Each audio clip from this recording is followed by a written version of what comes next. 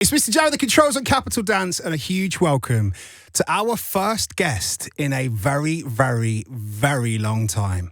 The Blessed Madonna's in the building!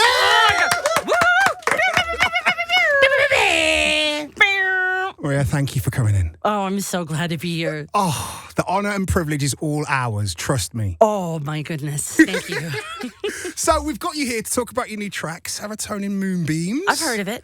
Have you really? Have you heard that it is our Jam Hot Record of the Week on the station? I have heard it, and I couldn't believe it. I'm so happy.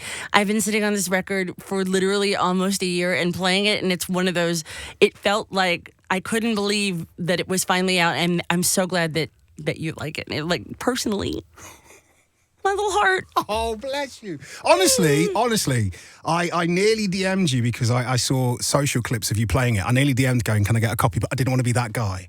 I had to wait. Well, you were the only one because everybody else did.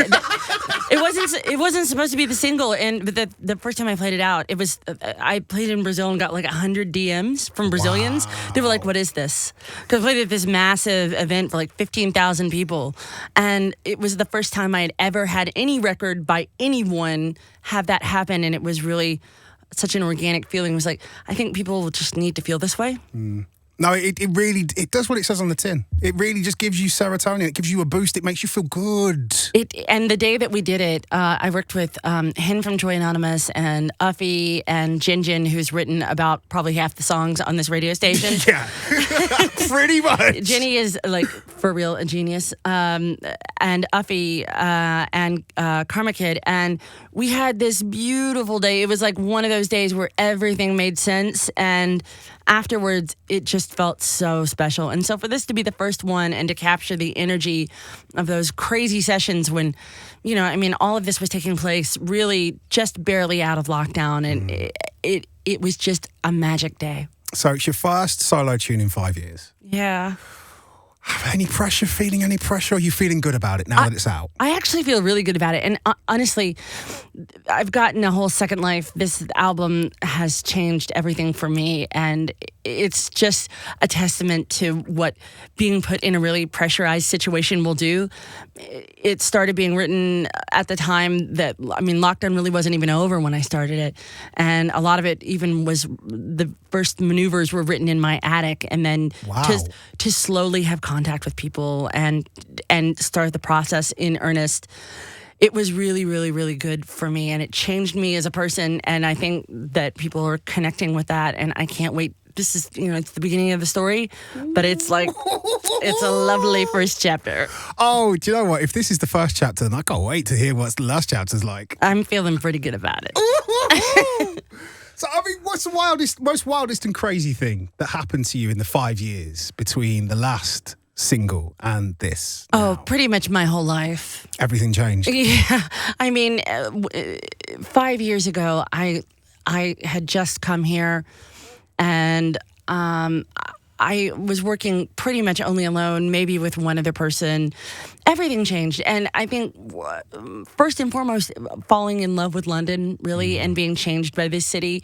And I'm not from here, but I'm definitely of here. And it has just opened every door for me. And to get to be in this city where there's so many incredible musicians and everybody's working together and collaborating and talking and teaching each other stuff.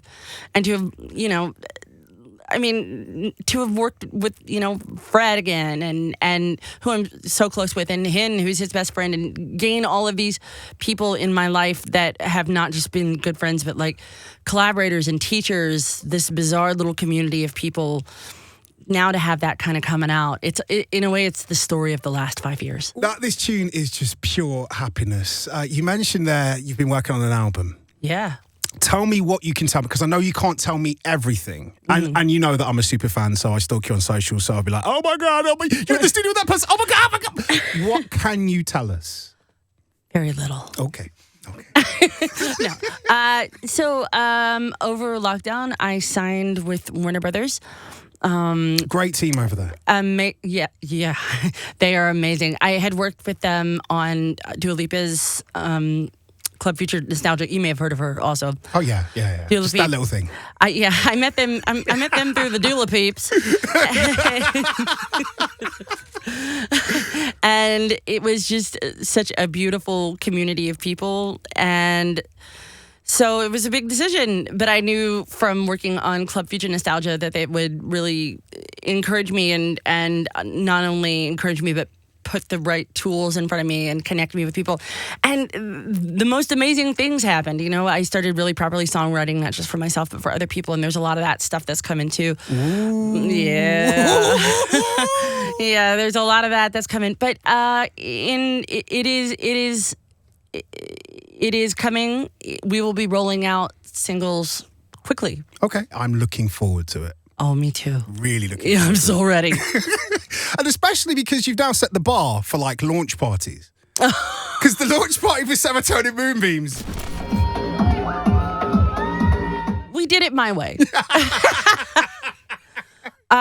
We threw a secret party for 100 people with the kind of lineup that you would have for thousands of people. It was just insane. The people, we crammed everybody in. There were people hanging out of the rafters, and we didn't tell anybody where it was. You had to get this little code thing over email. And the secret of it really is that it's where we filmed the video, but we did it with body cams. Oh. So everybody's going to get a chance to see what it looks like. The edited version. Oh yes, we'll be using. We'll be blurring a lot out. We'll leave a lot to the imagination, and maybe someday when I'm dead, we'll put the uncensored version out. But not while I'm on this planet, because my mother is on the internet. She knows, but she doesn't know. You know what I'm saying? Would you say that you're a good party planner? I'm the chief instigator. Oh. I helped throw my first big rave in 1994. Free party, middle of nowhere. Thousands of people got busted, and we switched it to a new location halfway through.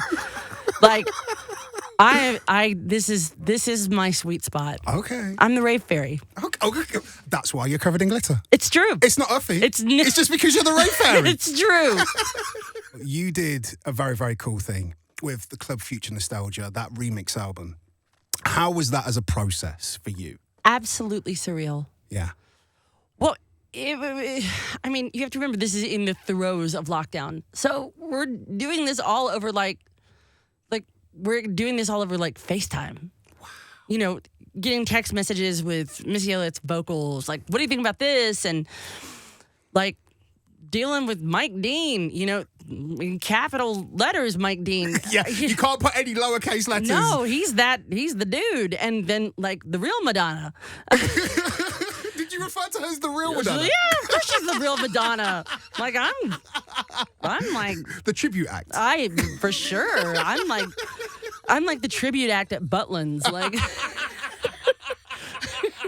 like karaoke Madonna. I mean, I just worship. Yeah, and you have to understand that at that point I had never done anything like that, and I was totally alone. Because I was in super lockdown. I was shielding. So it was like if you ate too much and had a weird dream, but it was real life. Wow. You know, just completely strange. And then we did Studio 2054, which was the first time I was let out of the house since lockdown started. Wow. To go into a biosecure bubble in this giant warehouse where they built the whole thing in real space. Like, that all happened in real time. The cameras flew over us on these things they're called spider cameras or something like that. And one of the first people that I even hugged, who I had never met in real life, we had been talking over FaceTime and stuff or Instagram or whatever. And then I'm in this cage DJ booth that they built with people roller skating around us, and Dua Lipa walks up in a cat suit, and I mean, you know, she's like beautiful. You know, she's like nobody looks like that in real life. No one. I'm like 1,000 years old.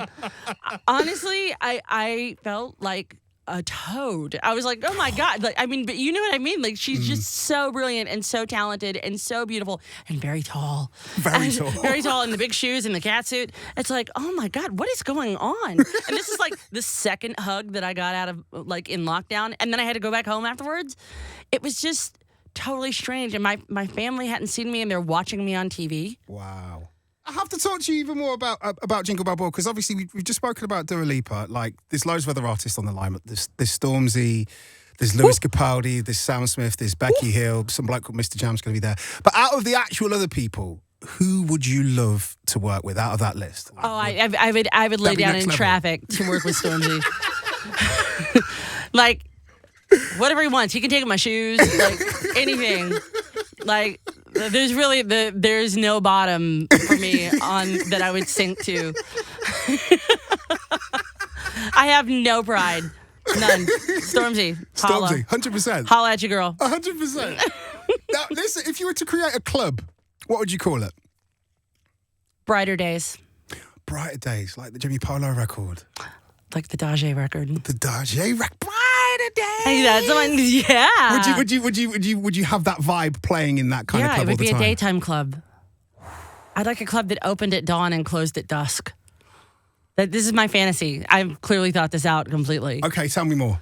I'm a morning person. I get up at like 5:30 in the morning without an alarm because I'm a psychopath. I was going to say, how? Teach me, please. I'm a crazy person and I need help. So my fantasy club is not a nighttime club.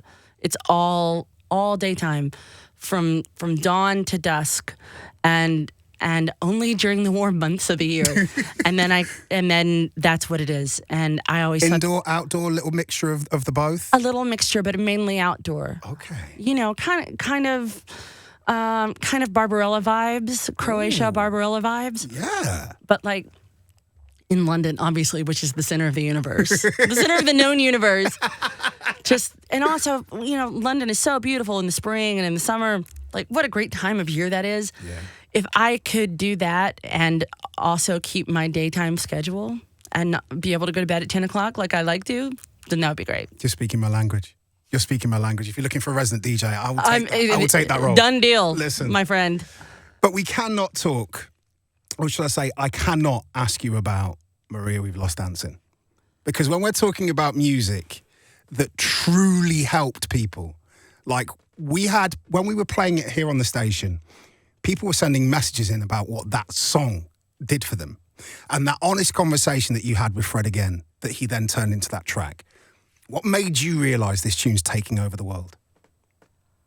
You know what's weird is I didn't. Really? It was like so much after the fact. We were out of lockdown and I was playing I went to Copenhagen, and at the end of the show, people were chanting something at me, and I was like, what are they saying? And then I realized they were just saying We Lost Dancing in a really strong Copenhagen accent. And I was like, what the heck is going on here? This is so strange. And I did know, I mean, there were things like I would see videos on the internet of flash mobs and stuff, but I didn't really fully have a sense because I had kind of shut down completely. Mm. And I think in a way I was just saying what I needed somebody to say to me. And you know, it's easy. Fred and I are really good friends, and we go back from well before this. And I think there was just, because I was talking to him, it felt like I could just say what I needed to hear the way that you do sometimes when you're talking to friends. Yeah. But it took a while for it to sink in. And then when I started to travel and people would show me tattoos, there's a bunch of them. I'm not surprised. The first time it happened, it was like, okay, that's weird. And then it was like, okay, I've seen a dozen of these now. And people coming up, and it used to be that when I would travel, people would say whatever you would hear, oh, Chicago or Smart Bar, Frankie Knuckles, house music. Like, you know, if you didn't speak a lot of English, it would just be kind of the bullet points. And then it changed to that. And people coming up literally crying. And I guess I was kind of detached from it a little bit because honestly, I didn't listen to it that much because I didn't want to hear the sound of my own voice. It's like when you hear your own voice on a voicemail or something and it sounds really weird. Well, that's how it felt to me.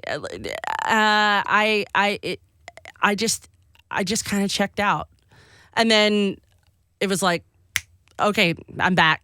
what the heck happened here? And then they give you a platinum record, and it's like, whoa, this is so strange.